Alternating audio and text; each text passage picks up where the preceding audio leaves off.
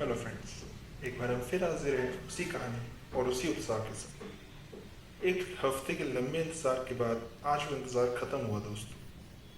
पिछली बार कहानी में एक अनजान सी परछाई का राज कौन था, वह शख्स जिसने सबका ध्यान अपनी ओर आकर्षित कर लिया था। आपके लंबे इंतजार के बाद आज उन सभी सवालों का जवाब लेकर हम एक बार फिर हाजिर हुए हैं।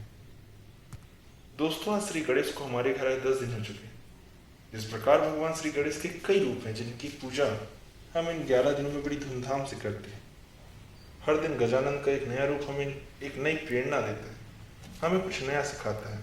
हमारी भी ऐसी कोशिश रहती है कि हम हर हफ्ते आपके लिए एक नई कहानी, एक नई प्रेरणा लेकर आए। अगर आप हमारे चैनल पर नए हैं तो प्लीज़ हमारे चैनल को सब्सक्राइब करें और हमारी स्टोरीज को लाइक करें, और अगर पसंद आए तो शेयर ज़रूर करें। हमारी पिछली स्टोरीज की लिंक आपको डिस्क्रिप्शन में दी हुई हैं। तो चलिए शुरू करते हैं हमारी आगे की स्टोरी कि कौन था वो शख्स। मिसेस भागीरथी ने दरवाजा खोला तो सामने एक 50-60 उम्र की एक सभ्य महिला कॉटन की येलो साड़ी पहने खड़ी थी। उनके चेहरे से उनके अनुभव और सार गर्भिता का पता अच्छी तरह से चल रहा था। कुछ लोग सोसाइटी में नई आई उस महिला को उनके रिश्तेदार के नाम से जानते थे, जिसके बारे में थोड़ी देर पहले वे बातें कर रही थी।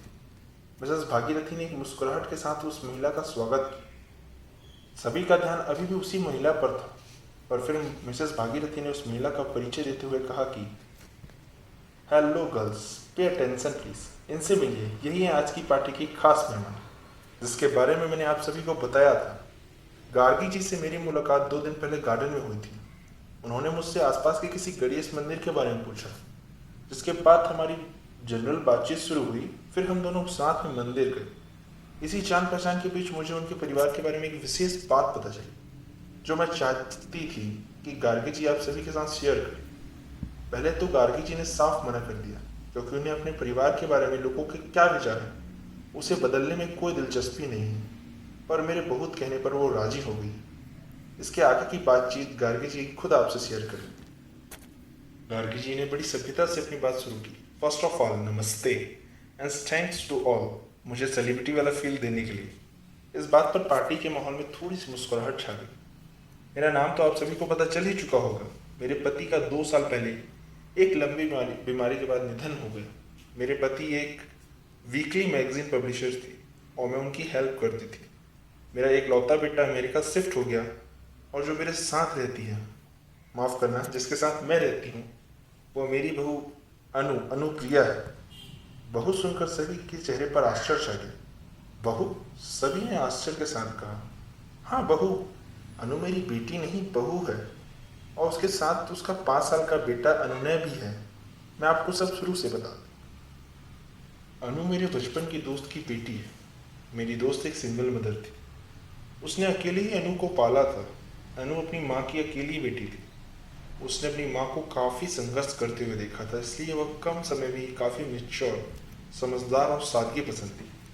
ये fashion, disco club, social media, इन सब से उसे ज़्यादा दिलचस्पी नहीं थी। वो तो अपनी लाइफ में कुछ बड़ा अचीव कर अपनी माँ का सपना पूरा करना चाहती थी, पर भगवान अभी उसे कुछ और कष्ट देना चाहते थे। मेरी दोस्त का निधन कार एक्सीडेंट में हो गया। यह खबर सुनते ही जब मैं उसके घर पहुंची, तब मैं करीब 5 साल बाद अपनी दोस्त के घर गई। वहाँ दोस्त के जाने का गम, साथ में एक फिक्र और थी कि अब अनु का क्या होगा। अनु उस वक्त साइकोलॉजी से पीएचडी कर रही थी। वह एक कॉलेज में पार्ट टाइम जॉब भी कर रही थी, इसलिए उसका कहना था वो अपने आप में काबिल है, अकेले सब मैनेज कर सकती है। पर रिश्तेदारों का कहना था कि अनु का कहना तो सही है कि वो अपनी जिम्मेदारी खुद उठा सकती है, पर अकेलेपन का बोझ उठाना काफ़ी भारी होता है। अभी तो माँ को ज़्यादा समय भी नहीं हुआ है, उसे यह घर खाने के लिए दौड़ेगा। अनु के साथ कुछ वक्त के लिए उसके मामा मामी उसके साथ रुक गए। इसी बीच मुझे अनु बहुत पसंद आई। मैंने मन ही मन उसे अपनी बहू बनाने की सोच ली, पर दोनों की मर्जी जाने बगैर मैंने इसे ठीक ना समझा। पर घर पर आने के बाद मैंने अपने बेटे से इस बारे में बात की, तो उसने यह कहकर बात टाल दी कि अभी इतनी जल्दी क्या है। मैंने भी उससे कहा कि एक बार बाहर मिल लो, फिर बताना कि कुछ संभव है या नहीं, बाकी फिर तुम्हें जैसा ठीक लगे। दोनों मिलने के लिए मान गए। सब कुछ सही रहा। धीरे धीरे बात आगे बढ़ी और दोनों की शादी हो गई। 2 साल तक सब ठीक था, फिर धीरे धीरे दोनों के बीच मन मुटाव शुरू हो गया। मेरे बेटे को अनु के रहन सहन से दिक्कत होने लगी थी। अनु की सादगी भरे कपड़े, पार्टी डिस्को में रुचि ना लेना, उसके दोस्तों के साथ पिकनिक में इन्वॉल्व ना होना, उसे अनु का देहातीपन लगने लगा था। अनु का कहना था, मुझ में कुछ गलत तो नहीं है, तो मैं क्यों बदलूं? धीरे धीरे लड़ाई बढ़ने लगी। मेरे बेटे को अनु को अपने साथ बाहर ले जाने में, दोस्तों से मिलाने में शर्म महसूस होने लगी। धीरे धीरे उसने रात में घर में आना बंद कर दिया।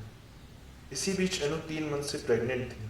पहले अनु और मुझे लगता था कि बच्चा आने पर श्लोक बदल जाएगा, पर फिर वो दिन भी आया जब अनुनय का जन्म हुआ। हमें लगा श्लोक अपने बेटे को देखने जरूर आए। श्लोक आया भी, पर मिलने नहीं बल्कि हमेशा के लिए रिश्ता तोड़ने।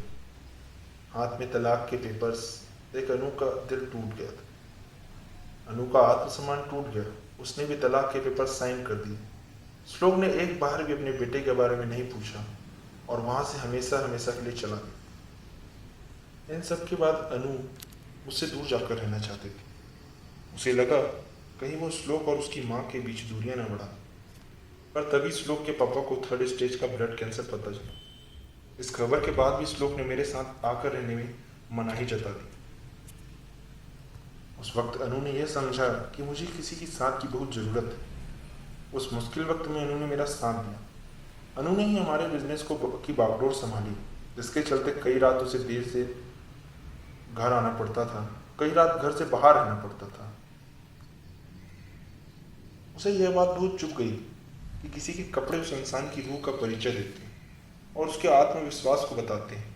इसलिए इस नई रंगीन दुनिया के रवैये में उसने खुद को ढाल दिया और इस सबसे उसे अपने काम के चलते भी कुछ बदलाव कर दिए।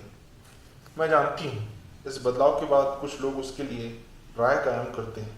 पहले तो उसकी सादगी लोगों को रास नहीं आई और आज लोगों को उसकी दुनिया के साथ चलना खटकता है। पर अब उसने यह सब सुनना बंद कर दिया है। बड़ी अजीब आदत होती है लोगों की बिना अनु का पक्ष जाने ये राय देना कि उसका तलाक उसी के कारण हुआ है। और वैसे भी कुछ तो लोग कहेंगे, लोगों का काम है कहना, और इसी कारण ना जाने ऐसी कितनी अनुरोध शर्मसार होती है। आज सभी को यह बताने का सिर्फ यही मकसद है कि हर घर, हर पर्सन अलग होता है। अपनी राय किसी के लिए बिना उसके हालात जानकर ना बनाए। इन सब के बाद पार्टी के सभी चेहरों पर खामोशी थी और पार्टी की खामोशी सबकी मनोदशा अच्छे से बयां कर रही थी।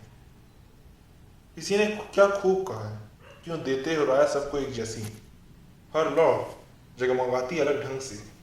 तो दोस्तों, आज की हमारी स्टोरी कैसी लगी हमें कमेंट सेक्शन में ज़रूर बताएं।